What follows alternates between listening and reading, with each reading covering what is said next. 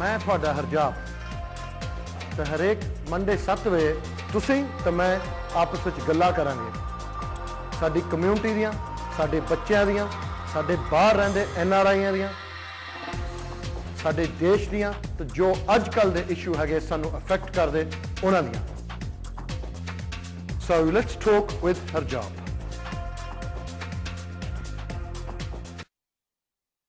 ਸਤਿ ਸ਼੍ਰੀ ਅਕਾਲ ਸਾਡੀ ਗੱਲ ਹੋ ਰਹੀ ਹੈ ਸਿੱਖ ਗੋਲਡਨ ਟੈਂਪਲ ਦੇ ਸਾਡੇ ਹਰਿਮੰਦਰ ਸਾਹਿਬ ਦੀ ਐਕਸੀਬਿਸ਼ਨ ਜੋ ਹੋ ਰਹੀ ਹੈ ਜੋ ਕਿ UK Punjabi heritage is it? Punjab Heritage. Punjab Heritage Trust, is it a trust?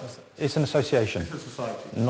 Non-profit. Non-profit. Yeah. ਠੀਕ ਹੈ ਇਹਦਾ ਮਤਲਬ ਤੁਸੀਂ ਪ੍ਰੋਫਿਟ ਨਹੀਂ ਬਣਾਉਂਦੇ ਇਹ ਨਹੀਂ ਕਿ 10 ਪਾਉਂਡ ਦੀ ਚੀਜ਼ ਖਰੀਦ ਕੇ 40 ਨੂੰ ਵੇਚ ਦਿਓ ਜੰਡ ਫਿਰ ਤਾਂ ਪੰਜਾਬੀ ਹੋਏ they take a job out there. Let's talk about the cost of this. This is not, a lot of people, I didn't realise till today, until we were talking outside, that art is quite an expensive business.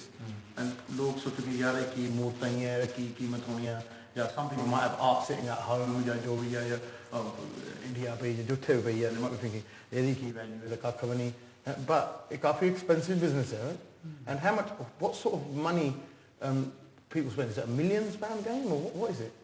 Absolutely. I mean, there's no end really, because you know, particularly in the art market, to put a value on something, it's worth what someone is willing to pay for it. Right. You know, and it only takes two people to want something, start a bid for the battle to begin and the bidding war to begin and the price to sort of soar into the sky. So and many of these artifacts, you know, they're priceless. You know, how do you put a value on something where there's no duplicate? Yeah. Where you can't say, no, I can get it's not as if you can make copies. Yeah, you can't make a copy. There's one that exists. And most art collectors, you know, they've done everything else that they need to do, and then they you know they put their money back into their heritage, and that's essentially how it works. Even if you look across into sort of the Russian art market or the Islamic art market, you know, you've got sort of Russian oligarchs and Saudi sheikhs and things that are buying their heritage back and going to almost any length to get it back. And now we're beginning to see that happen sort of in the Sikh art market as well. ਆਮ ਬੰਦਾ ਕਰ ਸਕਦਾ or do you have to be ultra rich? No, you don't have to be ultra rich. Like, has your family got a bit of treasure back home and khazana labya na you can buy all this or no, you just started off you can start with a tenner?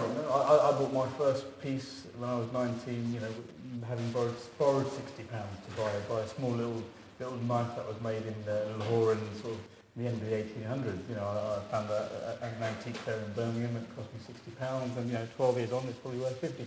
You know, I made a bit of a mistake there. Yeah, exactly. But and I've still got that piece. But you know, you can come in different entry levels. So there are a number of different types of objects that exist for someone who wants to spend, you know, £50 or £100 to, you know, if you want to spend in hundreds of thousands. You know, so there is a variety of sort of artifacts. Where do you go to find this stuff? Like, tell me the end of the tunnel number. You found a knife, a palm. A painting. I found a From all over, really. There are objects in the exhibition, you know, items that I bought in sort of Paris and Europe, in Moscow, to sort of Sydney, Australia, to New York. You know, these items are scattered far and wide. How do they get far and wide?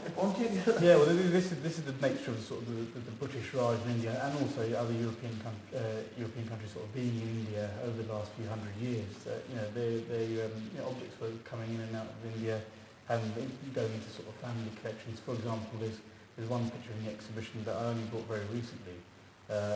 And an estate was sold off up in the north of England, and this family had ties to the royal family, a military family, and they'd had this picture for 150 years, you know, on the wall in their house, and then the entire estate was sold up, and you know, these people had served in India, had fathers who had served in India, English people who were born in India, you know, so it survives like that, really. Absolutely. I mean, we still find things like that today that turn up all over the place. And then you think about it, you know, people in 1947, when the British were expelled from India, come back. They bring back their belongings with them in 1947. You know, let's say they die in 1980. They die in 1980, and then their objects and the kids inherit their objects. Yeah, and then they come to market. Something like this doesn't mean anything to someone born and bred here. They're going to think, oh, yeah. Well, unless it's been explained to you, eventually it comes to market, and then it's up to us sort of have that research under our belts to identify something, because things aren't always identified as being Sikh or Punjabi. Harbakhsh, tell us a bit about this model that you've got in the exhibition. Exhibition like a model, almost, is it made of glass or is it made of perspex? It's made of perspex, and it's amazing. Well, you know, you were asking us what have we learned from this exhibition by doing it. One thing we learned is also about this golden age of the Golden Temple and of Amritsar and of Sikh heritage and culture, which is roughly the era that began just before and ended just after Ranjit Singh. And what our model is, what we've done, what our researcher and our main designer have put together, a model of the Golden Temple complex as it used to look. Right. Not as it looks today. But as it used to. As it used to look pre-partition. Right. Okay. And it was actually the actual structure is pretty much how it looked back until 1860s. We look at the model, things changed, and there's been much changes. Complete change. Completely change. It will be a revelation to anyone who sees this model as it was. You know, the reason that we built this model is if I tell you that there was a German man in the late 1800s who described the Golden Temple as being a centre of learning, where you could learn astrology, maths, science, the Veds, classical music, and he gives a definition of a Gyani, and he says a Gyani is a man who knows maths, science, the Quran, the Veds, and the Granth. You know, and it's totally different to what we know. Yeah, That's not necessarily how I define a Gyani, nor a sort of temple. However, this was the buildings that surrounded the Sarovar, surrounded the lake, were traditionally schools. You know, these were schools where you could learn those things. You know, आम बंदे को ये चीज़ ज़्यादा पता नहीं है शायद होते कि शिक्षा भी होती है. It's a type of school where people went to learn. That's right. When we go, we just tend to go and do it like that. But we don't really look at the old Wali buildings. That's right. But the funny thing is that we don't necessarily know it, but we read it every day. So, for example, these buildings were called bunge, and you know, Sikhs will know that every day when they do a ardas, they say Jomken Chande bunge, Juko Juko Tal. You know, may the bunge last forever. They've been knocked down a long time ago. Right. So no more bunge there. There's one left. One left. That's being restored. But this is the reason for the exhibition and for that model is to highlight and show that this was a centre of learning, and this was a centre of learning that underpinned this great Sikh empire. You know, the Sikh empire only existed because of this learning system, because of this traditional education system that was there. And that's sadly what we've lost over the years, and which brings us to our sort of current position. Do you think that for their time, for our time, is he advanced Sikh? Will be an advanced race, the Sikhs? For the time, I mean, in learning and, you know, warfare as well, because you've got a lot of items on there in display.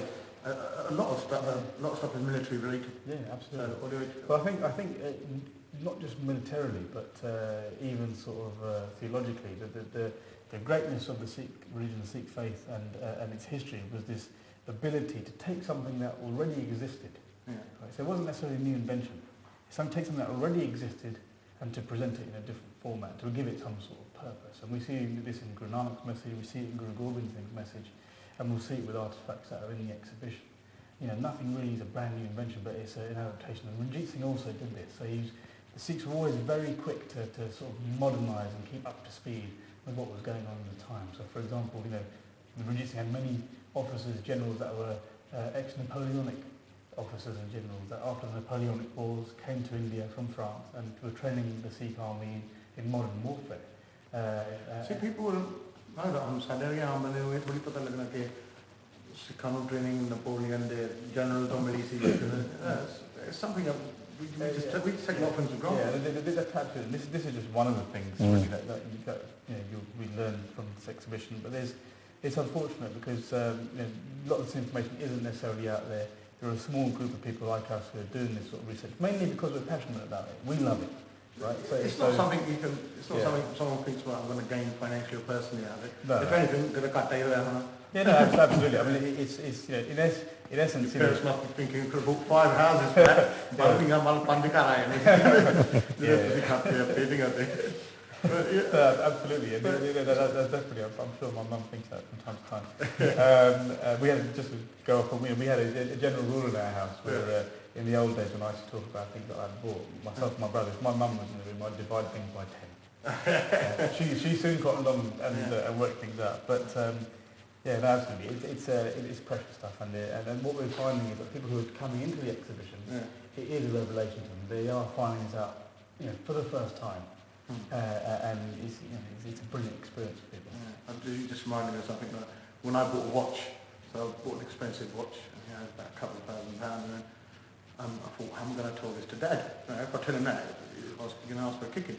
So, Dad's probably watching now, probably going to give me one anyway. So it was like, अच्छा बड़ी बढ़िया कितने की आई है मतलब 80 pound की है अच्छा महंगी है okay, won't tell you the real price on that. So we've got a picture here which to my left we're going to show you. There you go. And it's a picture, is it a drawing? That's right. Yeah. You'll see this is a photograph. You'll see the original photograph in the exhibition. The photograph is dated to 1868 by a photographer called James Craddock.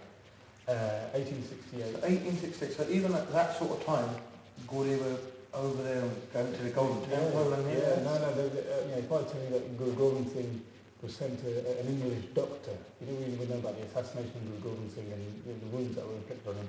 Bahadur Shah, who was the emperor at the time, sent him an English doctor to stitch him up. So Gauri was in India for a long time. Amazing. Yeah, but this image is the main image of the exhibition and that was used in the promotion of the exhibition, because you'll notice little details. So it's 1868, James Craddock. But on the right-hand side of the Golden Temple, you can see this building being constructed. That's right. Back. And it would be remarkable to people to find this out. But they actually, you see a church being constructed there. That's a church. That's right. It's a church, typical sort of Gothic architecture, a chapel and a clock tower that was being constructed in 1868. And you'll see images of the church fully constructed and the buildings that were, I don't want to give too many details, but buildings that were demolished so that this church could be constructed. And this church remained there for the best part of 70 years, up until the 1940s. And this really was a mark of sort of the stamp of sort of the British Empire and the defeat of the Sikhs in Punjab. Let's have a look at another few pieces that we've got here. I'll hold it up and you can talk us through these. I think just one here, if we have a look at that. Yeah, okay, so the original, these just a these are prints, these are prints. These are prints that we've made sort of by popular demand. The originals are in the exhibition. These are in the exhibition, Richard. That's right, yeah. So this picture is so this is a painting that dates to the later 1800s, the late part of the 19th century, and it's an imagined scene showing Guru Arjan, the fifth Guru, overseeing the construction of the what we know as the Golden Temple. It wasn't the Golden Temple then. Painting है यानी उस time के हरमंदिर साहब बना है. That's right. Yeah. So it shows the construction taking place. The temple itself was first constructed in 1588, was when the foundation stone was laid by Muslim Mian Mir.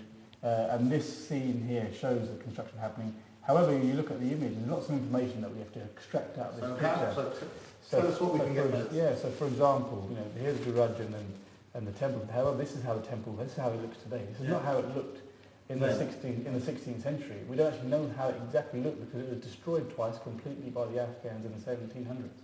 And there's other little bits of information. So we know that it's a rural site, that the city grows out of, the temple is constructed first and the rest of the city grows out of that. The spring has been blocked and this pool excavated. And wonderful little detail, but you'll see a number of different types of people involved in the construction. Hindus, Muslims, Sikhs together were working in constructing this temple. You have a langar system happening here, and then you have the Guru holding darbar with Bhai Gurdas and Baba Buddha, the famous Sikhs of this period. And you have lots of information that we can start to pull out from the picture, and it kind of reveals so much from that time. This is actually quite amazing. I mean, I've got another photo here. Yeah, this is a photograph dated from 1906. By a photographer called Herbert Ponting, who actually accompanied Scott to the Antarctic. He accompanied him and took photographs when he reached the North Pole. And this is a photograph taken by him, so he visited Amritsar. And this is brilliant. It's a beautiful scene because it shows the causeway, but it's a scene that you don't often see. So it shows women in the early 1900s, and you can look at. My mum saw this, for example, when I think And there's lots of interesting bits of information that you can get from this. I mean, from what I can see, ਇਹ ਸਾਰੇ ਫੋਟੋਆਂ ਗੋਰਿਆਂ ਨਹੀਂ ਖਿੱਚੀਆਂ ਇਹ ਕੁਝ ਆਪਣੇ ਬੰਦਿਆਂ ਨੇ ਨਹੀਂ ਕੁਝ ਕੀਤਾ There were a couple of Indian photographers at the time in India who also started to do photography, particularly later 1800s. But the majority of the exhibition is it's the Western outlook. It's the Western sort of interpretation. So we've got eyewitness accounts as well as the photographs. Eyewitness accounts of Western travellers who went there in the 1800s. What they thought of it when they first went there: adventurers, spies, tradespeople.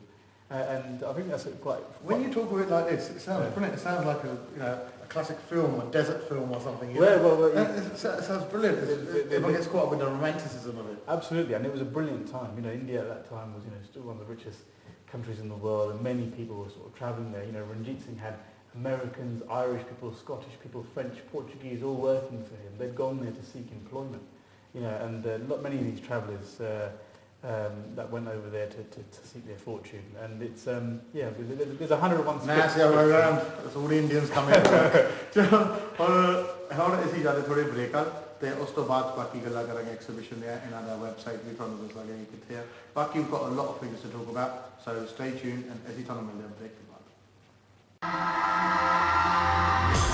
ਮੈਂ ਤੁਹਾਡਾ ਹਰਜਾਪ ਤੇ ਹਰੇਕ Monday 7 ਵਜੇ ਤੁਸੀਂ ਤੇ ਮੈਂ ਆਪਸ ਵਿੱਚ ਗੱਲਾਂ ਕਰਾਂਗੇ ਸਾਡੀ ਕਮਿਊਨਿਟੀ ਦੀਆਂ, ਸਾਡੇ ਬੱਚਿਆਂ ਦੀਆਂ, ਸਾਡੇ ਬਾਹਰ ਰਹਿੰਦੇ NRIਆਂ ਦੀਆਂ, ਸਾਡੇ ਦੇਸ਼ ਦੀਆਂ ਤੇ ਜੋ ਅੱਜ ਕੱਲ੍ਹ ਦੇ ਇਸ਼ੂ ਹੈਗੇ ਸਾਨੂੰ ਅਫੈਕਟ ਕਰਦੇ ਉਹਨਾਂ ਦੀਆਂ। So let's talk with Harjap.